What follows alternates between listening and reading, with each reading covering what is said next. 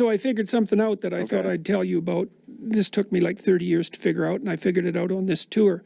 So there's this old idea, you know, that you have to rescue your father from the belly of the whale, right? From some monster that's deep in the abyss. You see that in Pinocchio, for example, but it's a very common idea. And I figured out why that is, I think.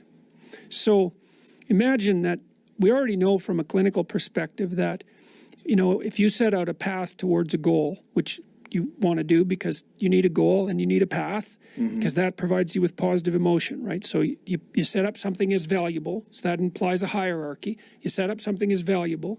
You decide that you're going to do that instead of other things, so that's kind of a sacrifice, because you're sacrificing everything else to pursue that. And then you experience a fair bit of positive emotion and meaning as you watch yourself move towards the goal. And so the implication of that is the better the goal, the more full and rich your experience is going to be when you pursue it. So that's one of the reasons that's one of the reasons for developing a vision and for fleshing yourself out philosophically, because you want to aim at the highest goal that you can manage. Okay, so you do that, and then what you'll find is that as you move towards the goal, there are certain things that you have to accomplish that frighten you. You know, maybe you have to learn to be a better speaker, a better writer, a better thinker, or you have to be better to people around you, or you have to learn some new skills and you're afraid of that, whatever, because it's going to stretch you if you pursue a goal, and so that'll put you up against challenges. Okay, so all the clinical data indicates, well, the opposite of safe spaces, as Jonathan Haidt has been pointing out, that what you want to do when you identify something that someone is avoiding that they need to do because they're afraid, you have them voluntarily confront it. And so you break it down. What you try to do if you're a behavior therapist is you break down the thing they're avoiding into smaller and smaller pieces until you find a piece that's small enough so they'll do it. And it doesn't really matter as long as they start it. You know, then they can put the next piece on and the next piece. And what happens is they don't get less afraid exactly. They get braver. It's like there's more of them. And here's why. So imagine you do something new, and that's informative, right? There's information in the action, and then you can incorporate that information and turn it into a skill and turn it into a transformation of your perceptions. So there's more to you because you've tried something new. So that's one thing.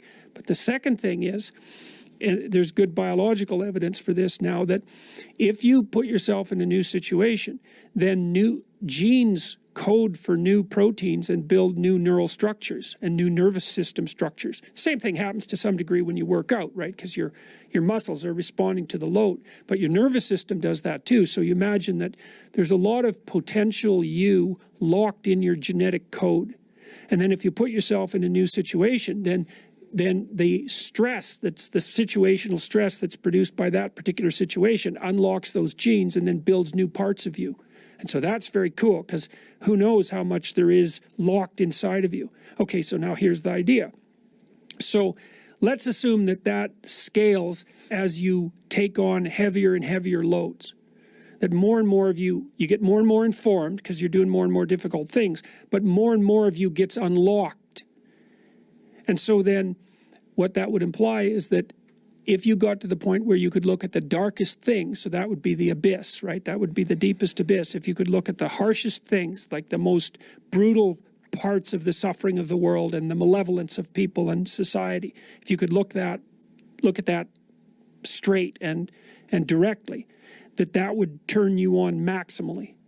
And so that's the idea of rescuing your father, because imagine that you're like the potential composite of all the ancestral wisdom that's locked inside of you biologically. But that's not going to come out at all unless you stress yourself, unless you challenge yourself.